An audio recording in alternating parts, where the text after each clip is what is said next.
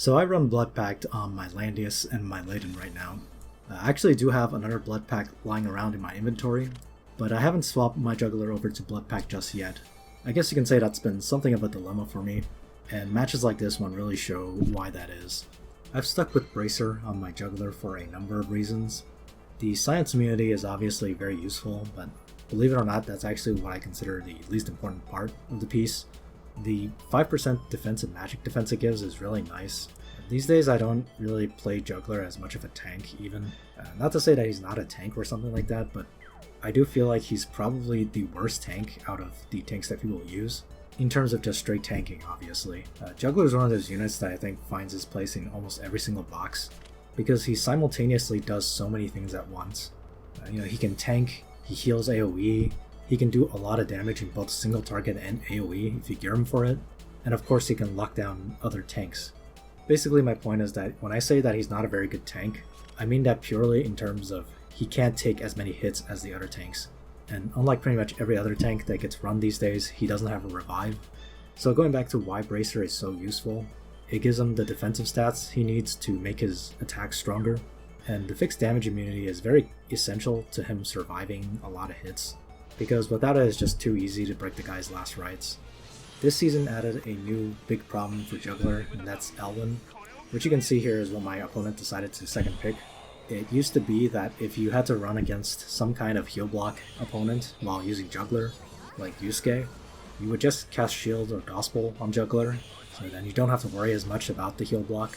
The issue of course is that Shield and Gospel really cannot save you from Elwin's heal block, because even if you get lucky on the first Sword Soul and you keep your immunity, Elwin is guaranteed to use it a second time because of the Reign of Glory skill.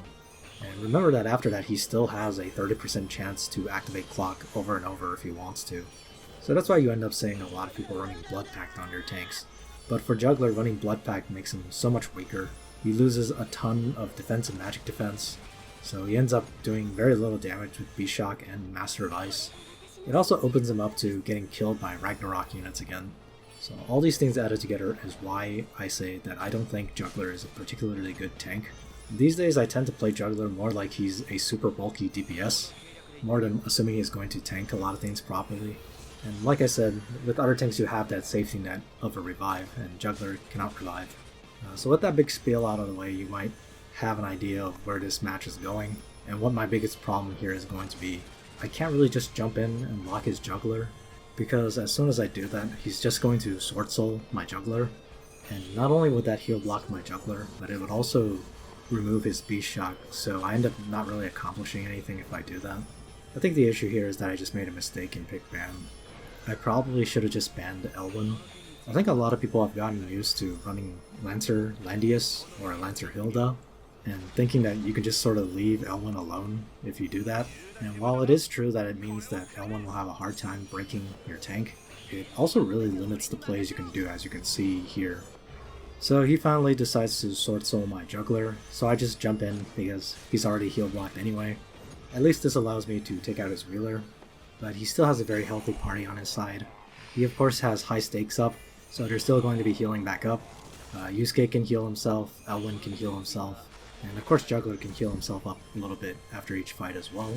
My Jugler is also going to survive an attack from his Jugler here, so even though it looks like I'm in an advantageous position, because I already used up Air Slash on Matthew, I'm going to have a hard time killing anything next turn. So I'm going to make a combination of some very bad plays here. First I make this attack with Wheeler, mistakenly thinking that maybe he can do enough damage to kill Elwin. Maybe if I had brought Wizards or something he might have been able to do it. But I don't have Wizards trained, so I guess that's on the to-do list. And I make another mistake here and I attack with Matthew. I was getting a little bit too impatient, and that's something you always gotta look out for when you're playing. You get a bit impatient and you start making really obvious mistakes that you wouldn't have made otherwise. So I kinda just threw away my DPS units, and I don't have a faction buff anymore because I brought Matthew's faction buff. So the rest of the match is just going to be me trying very hard to kill this Jugler and not being able to do it. But yeah, I just made all kinds of mistakes here, and a lot of it comes down to me having kind of a tunnel vision with the way I play. But hopefully I learned my lesson from this and I won't make a mistake similar to this again.